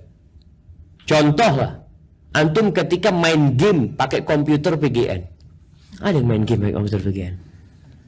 Nggak ada, insyaallah. Pakai HP aja gitu kan, main game gitu kan. Pencet-pencet. Ketika bos lewat, antum langsung terus. Ini apa? Ini ada hitung-hitungan yang sudah Masya Allah. Langsung berubah jadi hitung-hitungan jemaah. Allahu Akbar. Karena antum berani melakukan itu, bos nggak ngelihat. Tapi ini Allah 24 jam ngelihat kita jemaah. Kita ini senantiasa diawasin oleh malaikat. Allah sebutkan bentar lagi. Ada yang mencatat semua amalanmu. Bukan hanya mencatat, mendampingimu. Kita kalau ada teman yang mendampingi, sulit kita berbuat dosa. Karena takut dilaporkan sama dia. Alladzi khalaqaka yang Allah sebutkan tentang nikmat yang Allah berikan kepada kita. Allah itu yang telah menciptakanmu, lalu menyempurnakan kejadianmu, susunannya seimbang. Antum coba merenungkan, kenapa kuku ini tumbuhnya tidak seperti gigi? Kira-kira kalau gigi antum tumbuh seperti kuku, antum bayangin, tiap Jumat antum bukan potong kuku, potong gigi, potong gigir giginya. Tapi Allah jadikan kuku yang tumbuh, yang dipotong. Alis antum, kenapa nggak kayak rambut antum? Gimana kalau alis itu kayak rambut? Antum nggak akan bisa melihat bulu mata. Kemudian mata ini letaknya kok di sini, kok nggak di sini, Ustaz ya? Samping sini. Gitu. Allah ciptakan sempurna. Ibnu Katsir ketika menyebutkan tentang ayat ini, dia sebutkan Allah tuh bisa menciptakan engkau dalam rupa anjing, dalam rupa babi, dalam rupa khinzir. Allah bisa jadikan wajahmu seperti itu. Tapi Allah tidak lakukan itu. Allah berikan kepadamu wajah yang sempurna, sehingga kalau engkau melamar putrinya orang diterima. Gimana kalau wajah kita wajah binatang? Ini nikmat. Maka kita perlu mengingat nikmat Allah dengan cara mensyukuri nikmat tersebut. Sebenarnya apa penyebab manusia itu terus melakukan dosa? Allah sebutkan. Lanjutkan. Bukan hanya durhaka saja, bahkan kamu mendustakan hari pembalasan. Nah, ini penyebabnya. Nggak percaya dengan hari kiamat, mendustakan adanya hari pembalasan. Yang membuat orang termotivasi untuk bekerja di PGN ini apa? Gaji. Ada gaji. Dikatakan kamu, kita kasih gaji. Dan ada bonus lagi. Dikatakan kalau kamu umpamanya overtime, kita kasih gaji ya nggak banyak lah, 1 kali lipat gaji. Masya Allah, semangat tentu. Tapi karena mereka mendustakan dengan hari kiamat, nggak percaya dengan gaji, nggak percaya dengan pembalasan itu, akhirnya mereka tidak melaksanakan perintah Allah. Banyak orang-orang yang puasa, Muslim nggak puasa. Kenapa? Karena dia merasakan, Ustaz, apa sih faedahnya puasa? Apa manfaatnya puasa? Kalau dia beriman dengan Allah dan hari akhir, sehari antum puasa di jalan Allah Azza wa Jalla akan dijauhkan dari api neraka sepanjang 70 tahun. Tapi karena nggak percaya dengan hari itu, gimana akan termotivasi untuk puasa? Ada orang yang termotivasi untuk ke masjid sholatnya. Kenapa? Karena dia percaya masjid dapat berapa pahalanya? 27 jam. Orang kalau dikatakan, antum kenapa nggak ke masjid? Dapat 27 loh. Saya kayaknya nggak usah banyak-banyak lah, 1 aja saya ridho sudah. Alhamdulillah sudah. Padahal bisa jadi yang menyebabkan dia itu nggak percaya dengan 27 jam. Coba kalau fulus, antum kalau lebaran masuk digaji berapa di sini jamaah? Yang masuk pas lebaran? Nggak ada lebaran masuk. Libur ada. Masya Allah. Kok mau lebaran masuk jamaah? Bukan masalah bonus saja, ada ancaman. Ada ancaman, kamu nggak mau nolak, bahaya. Itu yang menyebabkan orang jadi mau beramal. Maka Allah sebutkan, kalla bal tukadzibuna biddin. Bukan cuma durhaka, engkau itu bahkan mendustakan hari kiamat. Makanya orang yang sedekah itu disebut sama Nabi Muhammad SAW, was-shadaqatu burhan. Sedekah itu bukti keimanan. Bukti. Kalau dia itu percaya dengan janji Allah Azza wa Jalla. Pernah melihat orang-orang yang investasi? Kenapa dia mau investasi? Karena percaya investasi itu menjanjikan. Walaupun kadang-kala investasi bodong. Tapi yang menyebabkan dia mau, itu adalah kepercayaan. Baik, lanjutkan. Padahal sesungguhnya bagi kamu ada malaikat-malaikat yang mengawasi pekerjaanmu, yang mulia di sisi Allah dan mencatat pekerjaan-pekerjaanmu itu. Mereka mengetahui apa yang kamu kerjakan. Masya Allah. Malaikat itu tahu dengan apa yang kita kerjakan. Semuanya. Dia selalu bersama kita. Sebagian orang pernah membaca hadis bahwasanya malaikat tidak masuk di rumah yang ada anjing sama gambar bernyawa. Enak kalau gitu, nggak ditulis amalan kita. Kalau ada itu. Yang tidak masuk itu malaikat rahmat. Kalau malaikat pencatat amalan itu, Allah katakan wa inna alaikum lahafizin. Selalu ada, nggak kemana-mana. Antum ke kamar mandi, antum kemana, dia bersamamu. Memang ada sebagian ulama yang berpendapat bahwa malaikat pencatat itu berpisah dari manusia dalam 3 hal. Ketika di toilet, ketika berhubungan suami istri, ketika berhubungan, satu di toilet, sebagian mengatakan 2 aja. Itu yang malaikat tidak mendampingi kalian. Tapi pendapat itu lemah. Sejatinya malaikat selalu mendampingi kita. Ma yalfidhu min qawlin illa ladaihi raqibun atid. Tidak ada ucapan yang dibicarakan sama dia melainkan ada yang mencatat dan mengawasi. Selalu itu jemaah. Jadi dalam kondisi antum mendatangi istri, ya mungkin gimana pencatatannya, wallahu a'lam bishawab. Yang jelas akan tetap malaikat itu mencatat. Antum baca doa enggak ketika mendatangi istri? Kiraman katibin. Mereka adalah malaikat-malaikat yang mulia, yang mencatat perbuatan kan. Dicatat. Dan subhanallah, nanti pada hari kiamat Allah akan nyuruh baca kitab kita sendiri. Iqra kitabak, nih kitabmu. Baca nih. Apakah engkau dirolimin oleh malaikat-malaikatku? Lihat. Semuanya ada. Ketika manusia membantah, enggak ya Allah, aku enggak berbuat ini. Aku enggak mau kecuali ada saksi. Bayangkan jemaah. Malaikat enggak diterima jadi saksi. Enggak, aku minta saksi. Oh, malaikat enggak, Anda enggak percaya. Anda minta saksi dari diri Anda sendiri. Ya sudah. Sama akan jadi saksi kulit kita. Tangan kita akan berbicara. Kaki kita akan berbicara. Mulutnya dikunci. Itu jadi saksi ketika itu. Artinya manusia berusaha untuk membela diri. Karena apa? Depannya neraka. Bagaimana dia bisa selamat dari api neraka? Allah katakan, ya'lamuna ma taf'alun. Mereka mengetahui apa yang kamu kerjakan. Kita lanjutkan. Sesungguhnya orang-orang yang banyak berbakti benar-benar berada dalam surga yang penuh kenikmatan. Dan sesungguhnya orang-orang yang durhaka benar-benar berada dalam neraka. Nah, jemaah, Allah tuh maha baik. Nggak mungkin orang jahat disamakan dengan orang baik. Nggak mungkin nih ahli sholat disamakan dengan orang yang jarang sholat. Makanya pada hari kiamat itu Allah sebutkan famay ya'mal mithqala dzarratin khairan yarah. Sebesar apapun perbuatan baik antum, sebesar semut yang kecil, itu antum akan melihatnya. Maka Allah sebutkan orang-orang yang banyak kebaktiannya itu berada dalam kenikmatan. Ini menandakan dunia bukan tempat mencari kenikmatan.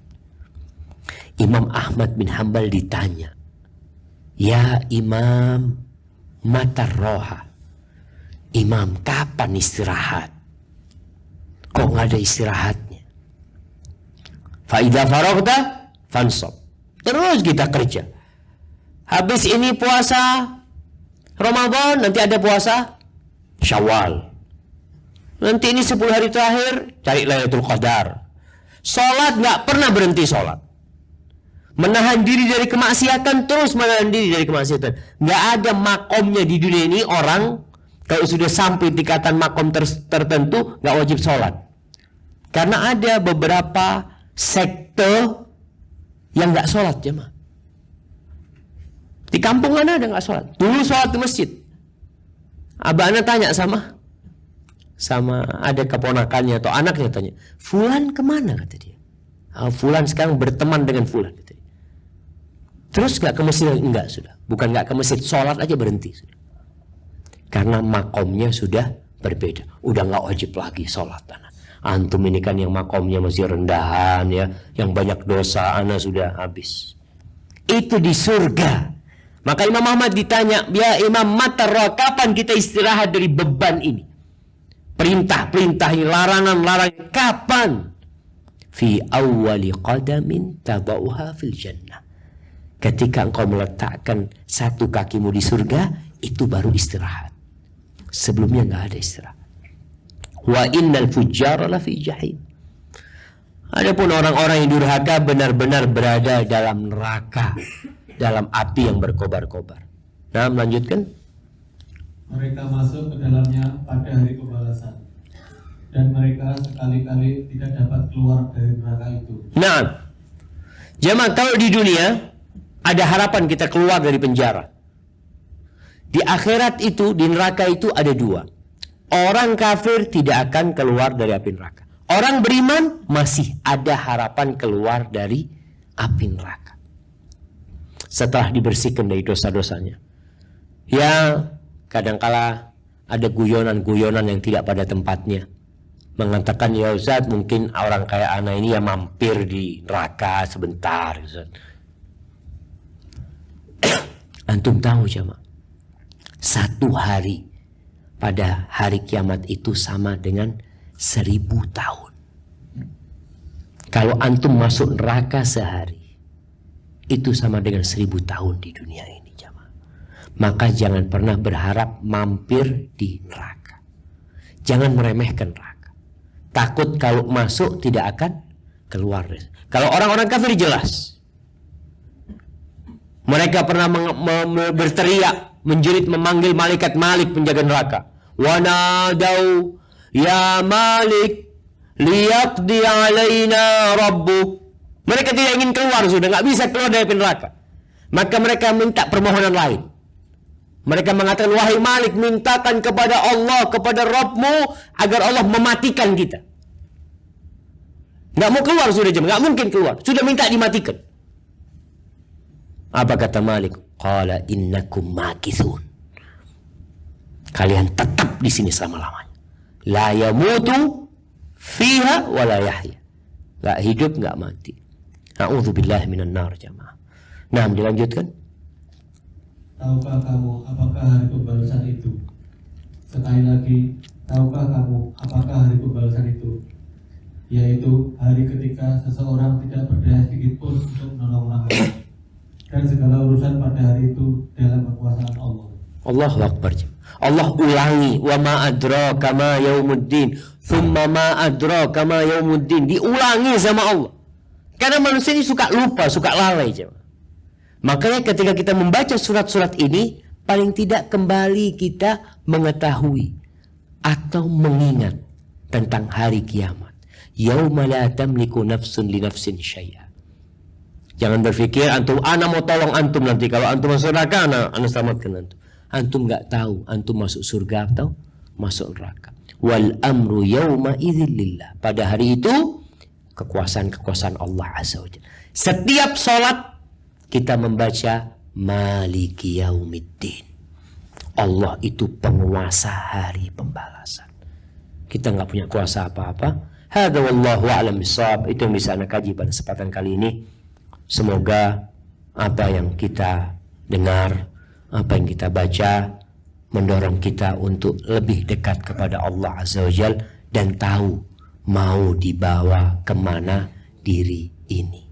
Mau dibawa kemana istri antum, mau dibawa kemana anak-anak antum, mau dibawa kemana orang tua antum, antum sudah tahu. Ada orang yang mau bawa dirinya ke neraka dengan cara makan haram. Dia tahu haram, anda tahu haram Ustaz. Tapi ya gimana lagi, sudah antum berarti sedang beli tiket menuju ke neraka. Na'udzubillahi minan nar. Nah, fadhal. Bagi para jemaah ingin bertanya kepada Ustaz, kami persilakan. Mungkin dua dulu dari Ikhwan, sisanya dua dari Ikhwan. Untuk mic-nya udah di, mohon bantuannya panitia untuk mic-nya disiapkan. Ada pertanyaan? Ada? Allah.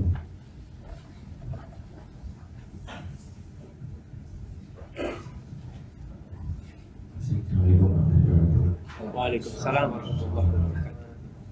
Dalam beribadah terkadang kita itu terpacu dengan jumlah. Mana yang lebih afdol, Ustaz? Buat kita ini, jumlahnya atau kualitas bagusnya gitu, Ustaz. Buat kita supaya karena nih kita lagi nyetir gitu kan di jalan, kita sekolah apa yang bagus. Itu. Terima kasih, Ustaz. Barakallahu fikum. Subhanallah jemaah. Iya,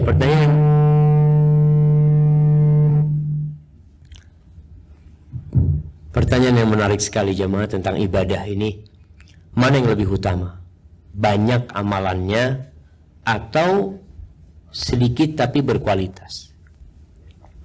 Allah Subhanahu wa taala ketika menciptakan kematian dan kehidupan, Allah mengatakan, Alladzi khalaqal mauta wal hayata liyabluwakum ayyukum ahsanu amala. Untuk menguji siapa di antara kalian yang paling baik amalannya. Kalau bicara balik, maka bicara kualitas. Maka syarat diterimanya amalan itu dua. Ikhlas lillahi ta'ala. Yang kedua, sesuai dengan tuntunan Rasulullah sallallahu alaihi wasallam. Jadi ada orang yang beranggapan amalannya berkualitas padahal tidak berkualitas. Contohnya ini orang sodako, alhamdulillah Ustaz, sodako 1 miliar Ustaz. Tapi ria. Ada gunanya? Nggak ada gunanya. Ada orang sodako 100.000, ikhlas lillahi ta'ala. Ini yang diinginkan, sesuai dengan sunnah dan ikhlas lillahi ta'ala. Bicara sholat tarawih lah, yang di Ramadan ini ya sempat viral ya, yang kejadian orang tarawih dalam 7 menit, 10 menit ya. Bahkan di kampung-kampung itu yang dikejar memang kuantitas. Mereka tarawih 21, padahal nggak harus 21. Ini yang harus difahamkan kepada umat. Sholat tarawih itu boleh 7 rakaat. Ana nggak kuat, ana mau silahkan. Tapi kalau antum kuat, ana kuat, ana mau 31 rakaat, tafadhal.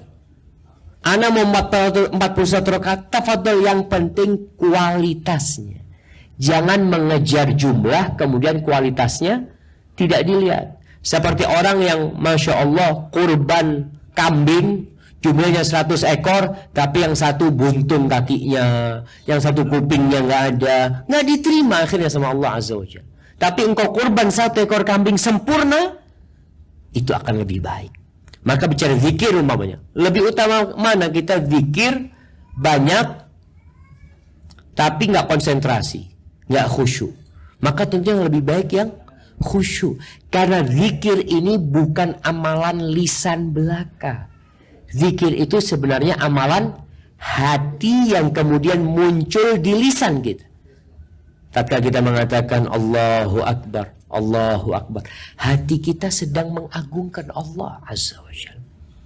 Maka ini menuntut kita untuk belajar, supaya kita tahu mana sih yang sesuai dengan tuntunan, mana yang tidak.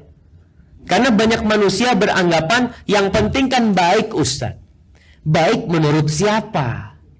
Bisa jadi baik menurut antum, nggak baik menurut ana. Maka standar kebaikan itu adalah Rasulullah Sallallahu Alaihi Wasallam. Beliau kan yang diutus jadi nabi. Beliau kan yang ditugaskan untuk menjelaskan mana yang hak dan mana yang batil. Tugas kita cukup mengikuti. Makanya kalau kita lihat sholat tarawih Nabi Muhammad SAW, ini sholat malam ya, sholat tarawih, sholat malam, sholat tahajud ini kurang lebih sama sebenarnya. Penamaan untuk sholat yang dilakukan setelah sholat isya sampai subuh. Nabi SAW sholat tarawih, Masya Allah, 1 rakaat baca Al-Baqarah.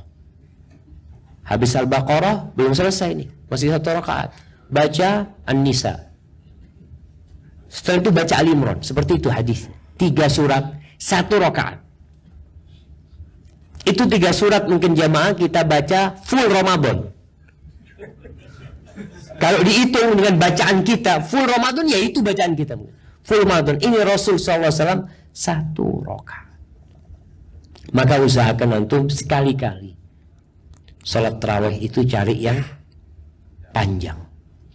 Maka ini menuntut antum untuk punya istirahat yang cukup, makan yang sedikit. Soalnya nanti kita berbuka, Masya Allah, terus makan, terus sholat taraweh. Ya akhirnya tarawehnya sambil duduk kadang-kadang jamaah. Kadang-kadang imamnya Allahu Akbar, dia pura-pura berzikir. Padahal nunggu imamnya ruku, ada baru naik seperti itu. Hadza wallahu a'lam bissawab. Na'am.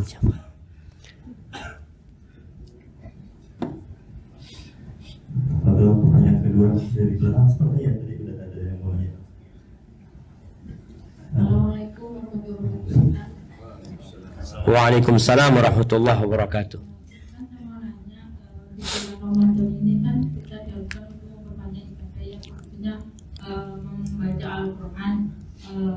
Ini lebih baik yang mana ya Ustaz ya? Kita memperbanyak membaca Al-Quran dengan mengkatamnya berkali-kali, atau kita membaca Al-Quran dengan memaknainya saja? Itu yang pertama pertanyaan saya Ustaz. Yang kedua yaitu bagaimana hukumnya bagi seorang mu'alaf yang tidak bisa membaca Al-Quran tetapi hanya membaca terjemahannya saja? Naam, barakallahu fikum.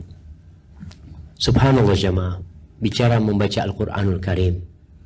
Kalau kita membaca Al-Quranul Karim tanpa tahu artinya, kita itu akan dapat pahala. Karena yang kita baca firman Allah Azza wa Jalla. Jelas hitung-hitungannya pahalanya. 1 huruf 10 kebaikan. Alif Lam Mim kita nggak tahu artinya, dapat pahala 30. Tapi kalau kita membaca plus tahu artinya, kita dapat 2. Dapat pahala dan dapat hidayah. Kebanyakan kita itu mengejar pahala, tidak mengejar hidayah. Baik, kalau mau mengejar pahala silahkan baca. Ramadan ini ada waktu untuk menghatamkan Al-Quranul Karim. Jadi pertanyaan ini sebenarnya tidak terlalu urgen. Kalau sepanjang tahun kita baca Quran. Sahabat Nabi itu baca Qurannya beda-beda. Di antara mereka ada yang hatam tiap 2 bulan. Tapi ingat, mereka itu orang Arab. Ketika membaca, kemungkinan besar faham dengan yang dibaca. Tiap 2 bulan. Berarti sehari berapa juz? Setengah juz. 2 bulan sekali hatam. 60 hari baru hatam. Tapi ada lagi yang lebih cepat. Tiap 1 bulan. Jadi ini 1 day 1 juz tiap bulan. Ada yang tiap 2 pekan. Tiap 15 hari dia hatam. Berarti 1 hari 2 juz. Ada yang tiap 10 hari hatam. Berarti tiap hari 3 juz. Ada yang 7 hari hatam. Ada yang 3 hari hatam. Jemaah, kalau 3 hari hatam berarti sehari 10 juz. Jadi memang yang paling ideal itu 3 hari hatam. Ini paling cepat lah. Ada yang tiap hari hatam. Ada yang hatam sehari 2 kali. Bahkan ada yang hatam di siang hari 4 kali hatam, di malam hari 4 kali hatam. Sehari 8 kali hatam. Itu Imam Nawawi menyebutkan dalam kitabnya At-Tibyan. Berkaitan dengan akhlaknya orang-orang yang membawa Al-Quranul Karim. Mungkin antum mengatakan, mana mungkin Ustaz? Mungkin. Tapi biasanya bacanya terlalu cepat. Nah Ustaz, anak ini ingin membaca sambil memahami. Ya silahkan. Itu yang lebih utama. Jadi bulan Ramadan ini punya target. Targetnya apa? Ana mau hatam 1 kali. Dengan artinya mau hatam 3 kali bacaannya. Karena kita mengejar pahala juga. Target kita tentukan.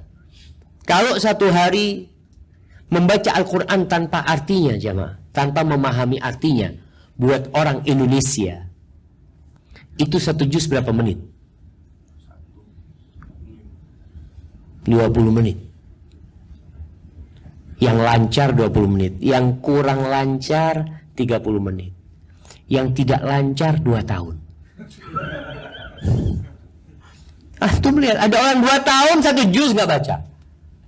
1 juz sudah anak fonsel, anak agak susah baca Qurannya. 2 tahun nggak hatam 1 juz jamaah. Berarti kembali kepada niat jamaah. Niat. Jadi ibu silahkan. Yang utama memang baca Quran plus sama artinya. Tapi tetap punya waktu untuk menghafal Quran, silahkan. Paling tidak yang perlu antum ketahui arti ini adalah bacaan sholat antum. Antum hafal tadi idza samaun fatarat, tolong dikaji tafsirnya lagi, dikaji lagi tafsirnya. Al-Fatihah. Al-Fatihah. Nah, antum hafal Al-Fatihah. Alhamdulillah, ya harus hafal lah. Pertanyaannya, kapan terakhir baca tafsir surat Al-Fatihah?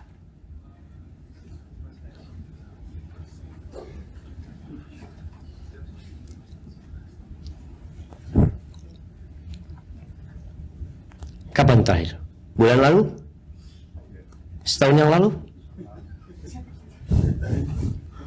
Dulu saatnya anak kasih hadiah buat Masya Allah. Oh, gak apa-apa, hadiah lagi antum. Untuk dapat hadiah, dapat 2 hadiah. Maka jamaah, kita perlu mengulangi tafsir Al-Fatihah. Kalau perlu tiap bulan, baca lagi tafsirnya. Karena ini di sehari dibaca 7 kali. Kalau kita tidak mengingat tafsirnya maksudnya dengan benar, susah kita khusyuk. Akhirnya bacaan kita itu hanya seperti air bacaan yang tanpa memahami artinya. Maka itu penting. Adapun tadi dikatakan buat seorang mu'allaf, bagaimana dia berusaha untuk belajar membaca Al-Quran Al-Karim. Tapi dalam masa belajar ini silahkan membaca tafsir Al-Quran Al-Karim. Baca artinya Al-Quran Al-Karim. Insya Allah dia akan dapat hidayah dari sana. Dan subhanallah jamaah, ada seorang yang non muslim masuk Islam itu gara-gara buka Quran terjemahan. Awal dia buka, dia cari pengarangnya. Siapa yang ngarang buku ini? Tidak ada pengarang. Semua buku ada pengarangnya. Quran nggak ada pengarang. Kemudian dia buka lembaran pertama, ada Al-Fatihah, ada Al-Baqarah, Alif Lam Mim. Dia baca tuh, Dzalikal kitabu la raiba fi hudan lil muttaqin. Itu kitab tidak ada keraguan di dalamnya, petunjuk buat orang-orang yang bertakwa. Kata dia, sombong banget kitab ini, mengatakan tidak ada keraguan di dalamnya. Sedangkan dia, ini orang suka baca. Rata-rata muqaddimah itu selalu penulis menyebutkan kelemahan dia. Minta maaf kepada pembaca, mohon maaf, buku ini kurang sempurna, ini usaha manusia yang penuh dengan kekurangan. Ini Quran langsung tidak ada keraguan di dalamnya. Dia masuk Islam. Di situ ketika kita membaca artinya Al-Quran Al-Karim, tafsirnya, kita akan dapat hidayah. Maka tolong bapak-bapak punya waktu, diatur tiap hari. Jangan umur antum 40 tahun, antum belum menyelesaikan Al-Quran dengan artinya. Padahal antum sudah menyelesaikan kitab-kitab yang berjilid-jilid ketika kuliah. Quran nggak selesai. Hadza wallahu a'lam bissawab.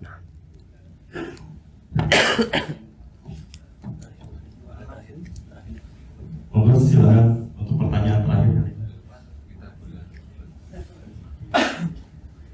Ada dari Bapak dulu.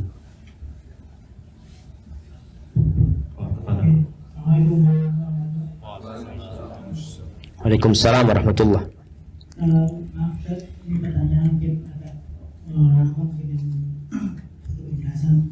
Ini kan yang terutama belum puasa ini kan untuk kita diwajibkan disunahkan untuk bersedekah.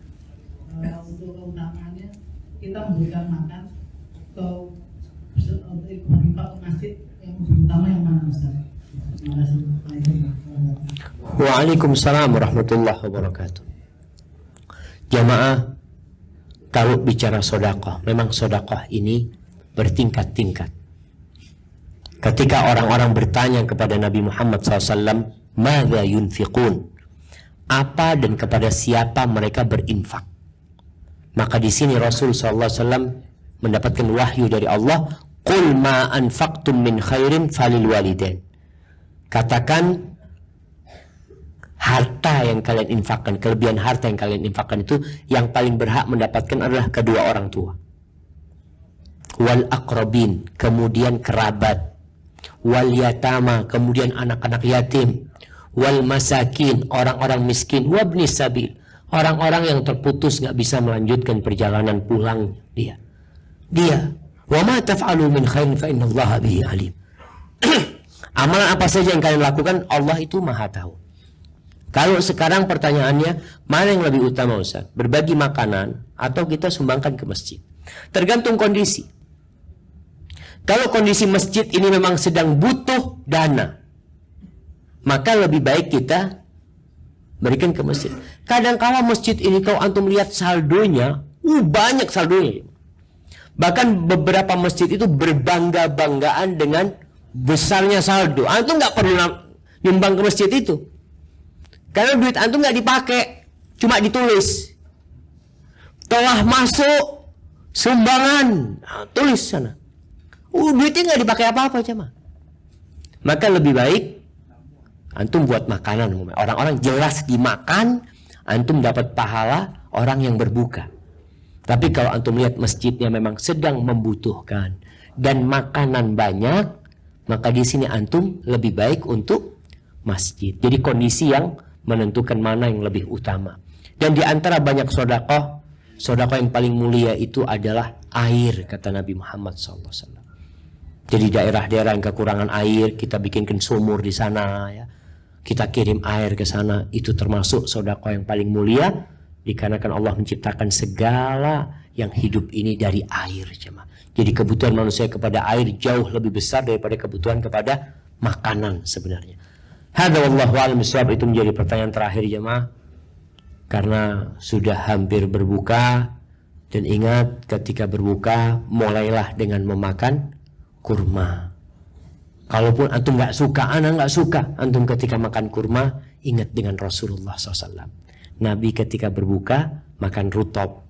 Kalau nggak ada rutop, ya kurma. Kalau nggak ada kurma, minum air, habis gitu sholat. Yang lainnya dimakan setelah sholat. Hadza wallahu a'lam bishawab. Nah.